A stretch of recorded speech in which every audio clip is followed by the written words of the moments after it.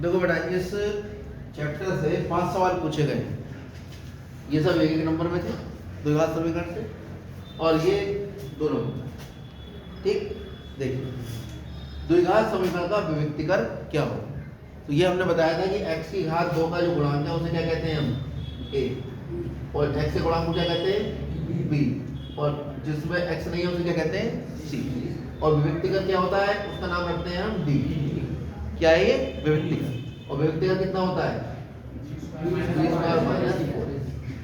तो -6 का वर्ग -4 गुणा 3 गुणा 4 36, -4 से 16 दिया 48, कितना आ गया माइनस का। तो ये विविक्तीकर निकालने का एक सवाल हर साल इस तरह का आता है। तो आपको क्या क्या इसमें ध्यान रखना है कि जो x की घात 2 का गुणांक है वो a होगा, जो x का गुणांक है वो b होगा, अचर पद c होगा।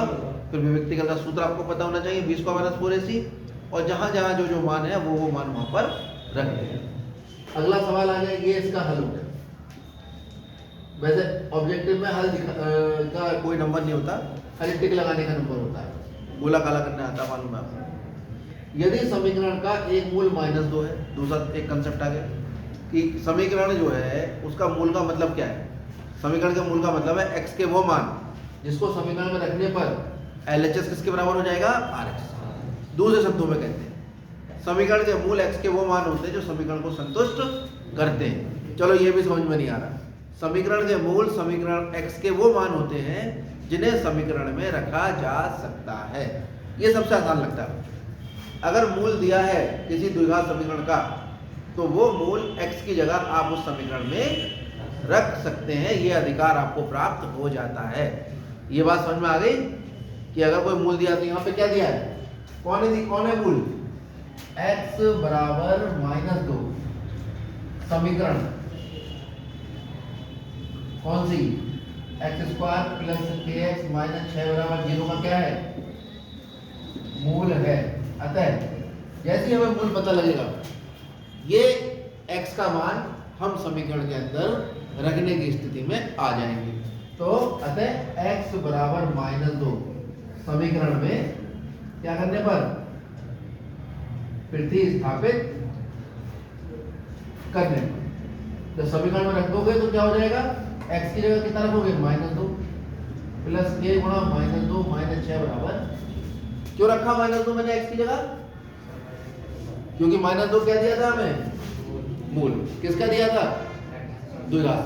जिस समीकरण का मूल दिया होगा वो मूल उस समीकरण में x की जगह रख दिया जाएगा। दिमाग में फिट हो गई ये बात, रख के क्या होगा, माइनस का वर्ग तो प्लस होता है, 2 दूनी 4 -2 के -6 बराबर 0। अब 4 में 6 घटाओ कितना बचा, वो भी माइनस का, क्यों, तो -2 के ये माइनस का 2 इधर जाएगा, प्लस का हो जाएगा, 0 में कुछ जोड़ो तो वही आ जाता है, और k को -2 गुणा कर रहा है तो इधर जाएगा कितना आ जाएगा, 2/-2 कितना आ गया, -1। k का मान -1 आ जाएगा, ऑप्शन सी। क्लियर हो गया। अब देखते हैं तीसरा सवाल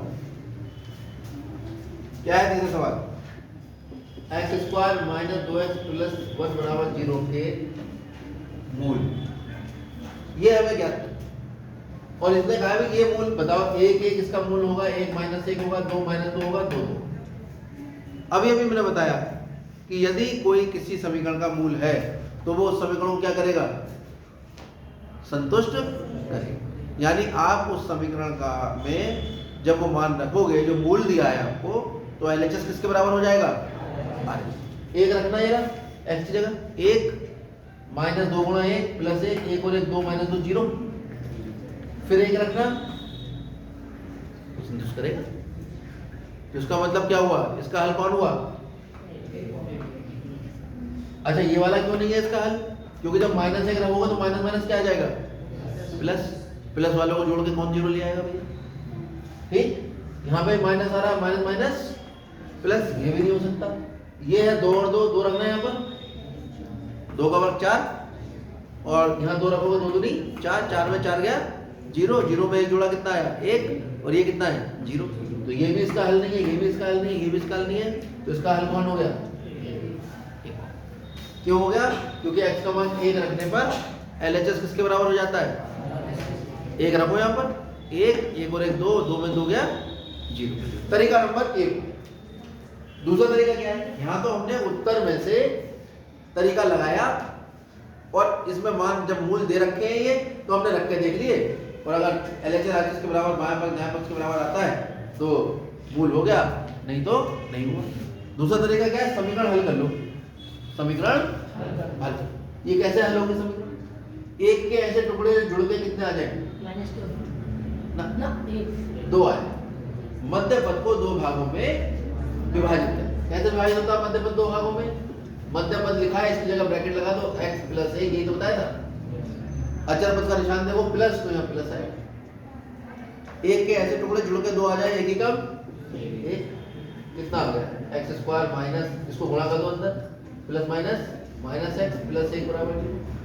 x कॉमन ले लो, कितना आ गया x माइनस 1, माइनस 1 कॉमन ले लो, x माइनस 1, इसमें से x माइनस 1 कॉमन ले लो, यहाँ से x बचा और यहाँ से माइनस 1। दो संख्याओं की गुणा 0 आ रही है, कब आती है? जब दोनों में से कोई एक संख्या कैसी हो 0। इसका मतलब क्या हुआ, दोनों में गुणा 0 है, इसका मतलब या तो x माइनस 1 0 होगा या x माइनस 1 0 होगा। माइनस 1 को उधर ले जाओगे कैसा हो जाएगा प्लस 1, या x बराबर 0 प्लस 1, कितना आ गया x बराबर 1 या x बराबर, क्योंकि किसी संख्या में जब 0 जोड़ते हैं तो वही संख्या आ जाती है। तो इसके मूल कौन से निकल कर आए 1, कौन सा तरीका हुआ ये? दूसरा। एक तरीका क्या बताया, जो मूल दिए हैं उन मूल को समीकरण में रखो और समीकरण में रख के देख लो बाएं पक्ष दाएं पक्ष के बराबर आ रहा है या नहीं। जिनके लिए आ रहा है उनके लिए सच वो आंसर हो जाएगा, जिनके लिए नहीं आ रहा वो ऑप्शन कट जाएगा। दूसरा तरीका समीकरण को हल करो। समीकरण को हल करने के लिए बोर्ड में 2 नियम है। गुणनखंड विधि मध्य पद को 2 भागों में विभाजित करने वाली, अभी बताइए। और दूसरी विधि है द्विघात सूत्र के द्वारा। किसके द्वारा? अब आप द्विघात सूत्र की सहायता से भी इसको हल कर सकते हो। कैसे करेंगे देखते हैं। इसी सवाल को मैं एक और तरीके से बता रहा हूं आपको, द्विघात सूत्र की सहायता से। तो यहां बता देते हैं, इतनी जगह में हो जाएगा, इतनी जगह में कोई भी द्विघात समीकरण आपको दी हो, मान लो तीसरा सवाल है, क्या है द्विघात समीकरण? x square minus 2x plus 1 बराबर, आप तुरंत निकालेंगे ABC के मान। किसके? A का मान कितना आएगा? x की घात 2 में कोई गुणा नहीं करता तो 1 करेगा A। B का मान कितना आएगा? माइनस। C का मान आसान, x की घात 2 को गुणा करने वाला A, x को गुणा करने वाला B और अचर पद C। फिर निकालेंगे विविक्तीकरण। विविक्तीकरण को क्या कहते हैं? क्या है विविक्तीकरण? मान रख लो जरा, माइनस 2 का वर्ग गुणा 4 गुणा 1 गुणा कितना आ गया 4 और 4 कितना आ गया 0। अगर विविक्तीकरण 0 आता है इसका मतलब समीकरण के वास्तविक मूल्य और आपस में बराबर है। अगर डी का मान धनात्मक आता है इसका मतलब समीकरण के वास्तविक मूल्य और असमान है। लेकिन अगर डी का मान ऋणात्मक आ गया जैसे यहाँ आया था, इसका मतलब समीकरण के वास्तविक मूल नहीं है। समीकरण के वास्तविक मूल यानी विविक्तीकरण ऋणात्मक आने पर समीकरण का वास्तविक हल संभव नहीं है, सवाल वहीं खत्म हो जाएगा। इसलिए मैंने पहले डी लिखा था, ऐसा नहीं विविक्तीकरण ऋणात्मक आ रहा हो, ये तो धनात्मक आ गया मतलब 0 आ गया, इसका मतलब समीकरण हल हो सकती है। और समीकरण को हल करने के लिए एक सूत्र होता है जिसे कहते हैं द्विघात सूत्र। और द्विघात सूत्र में क्या काम होता है? क्या काम होता है द्विघात सूत्र का? वो आपको द्विघात समीकरण के मूल निकाल कर देता है। क्या निकाल कर देता है? हर किसी का कोई ना कोई काम है। तो द्विघात सूत्र का काम है कि वो आपको द्विघात समीकरण के क्या बता देगा? मूल। तो आप कौन सा लगाएंगे? आपको बस गणित में ये तो पता करना है किस जगह पर किस चीज का प्रयोग करना है। गणित ये तो सिखाता है हमें, समझे?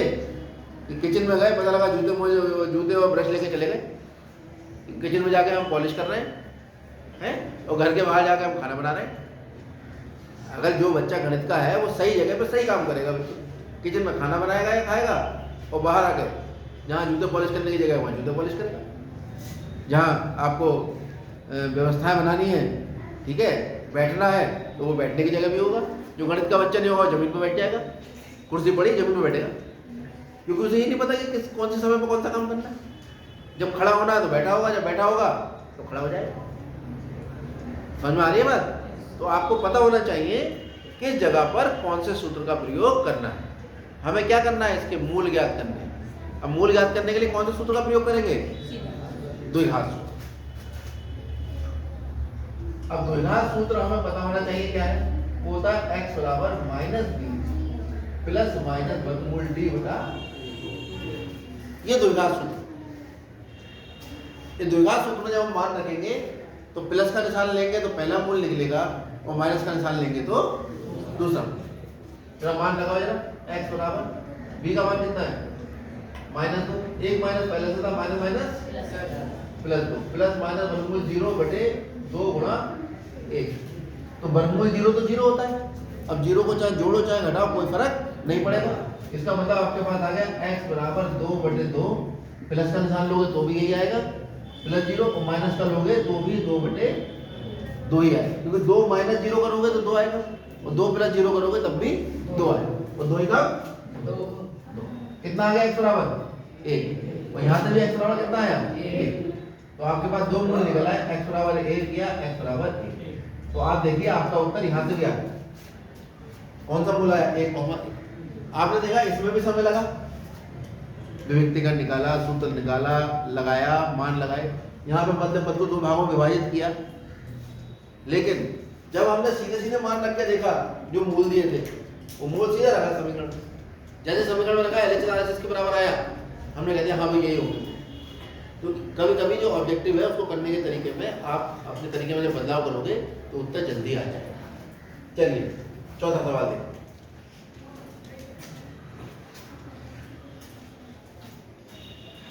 क्या है चौथा सवाल, किसको हल करना है हमें, समीकरण को हल करना है चौथे सवाल। और क्या है समीकरण हमारे पास 3 बटे x माइनस 2x बराबर 2 बटे, इस समीकरण को हल करना है। सबसे बड़ा दुश्मन कौन है इसमें, ये जो बटे में आ रहा है ये आपका सबसे बड़ा दुश्मन है। ठीक है, दुनिया की हर संख्या के बटे में कौन होता है, कोई भी दुनिया की चीज है संख्या है उसके बटे में कौन होगा, कुछ नहीं है तो। अब मुझे एलसीएम लेने के लिए इसके बटे में कौन चाहिए x, इसमें x है नहीं, तो हम क्या करेंगे x से ऊपर नीचे गुणा कर लेंगे, यहाँ भी x से गुणा कर लेंगे और यहाँ भी x से गुणा। कितना आ गया ये 3 बटे x माइनस x गुणा x कितना हुआ 2x स्क्वायर बटे x बराबर 2 बटे। एलसीएम ले लीजिए, कितना आ गया एलसीएम, x एलसीएम आ गया कितना आया 3 माइनस 2x स्क्वायर बराबर 2 बटे। दोनों तरफ पूरे बटे में x है, x से x कट जाएगा। ऐसा समझ में नहीं आ रहा तो ये x भाग कर रहा है, इधर जाके क्या करेगा, कुछ बच्चों के दिमाग में ये भी आ सकता है कि यहाँ भी तो भाग कर रहा था, यहाँ जाके गुणा कर जाता, क्या जरूरत है एलसीएम लेने की। तो याद रखिए कोई भी चीज किसी समीकरण में बराबर के इधर से इधर जाएगी, कौन है ये बात कर रही लड़की, लगातार बात कर रही हो।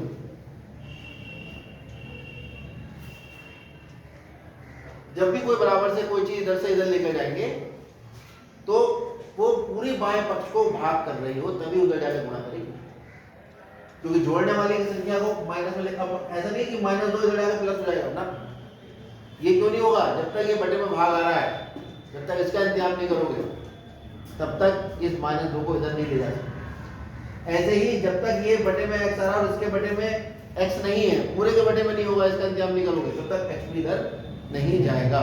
ये x भाग कर रहा है तो क्या करेगा 3 माइनस 2x स्क्वायर बराबर 2 बटे x गुणा x, x से x कट गया, कितना आ गया 3 माइनस 2 x की घात 2 बराबर 2। ये माइनस का 2 इधर जाके कैसे हो जाएगा प्लस, और प्लस वाला इधर आके कैसे हो जाएगा, तुम सब जानते हो 3 माइनस 2 बराबर 2x स्क्वायर, कितना आ गया 1 बराबर 2x स्क्वायर। चलो 2 गुणा का इधर आके भाग करेगा, और वर्ग इधर लगा है, वर्ग बराबर के इधर आता तो क्या बन जाता है, याद रखिए जब भी वर्ग बराबर के इधर आएगा वो क्या बन जाएगा वर्गमूल। वर्ग और वर्गमूल दोनों एक दूसरे के कैसे होते हैं, उल्टे होते हैं। प्लस वाली चीज बराबर के इधर जाएगी माइनस, माइनस वाली जाएगी प्लस, गुणा वाली जाएगी भाग, भाग वाली जाएगी गुणा, जाएगा वर्ग तो बन जाएगा वर्गमूल, और वर्गमूल इधर से इधर जाएगा तो बन जाएगा वर्ग। अभी क्या हो रहा है, वर्ग इधर आ गया, क्या बन गया वर्गमूल, और जब भी वर्गमूल आता है तो हम क्या लगाते हैं प्लस। कौन सा आंसर हुआ आप बताओ, कौन सा हुआ ए होता है। ठीक, उतार दीजिए इन सवाल।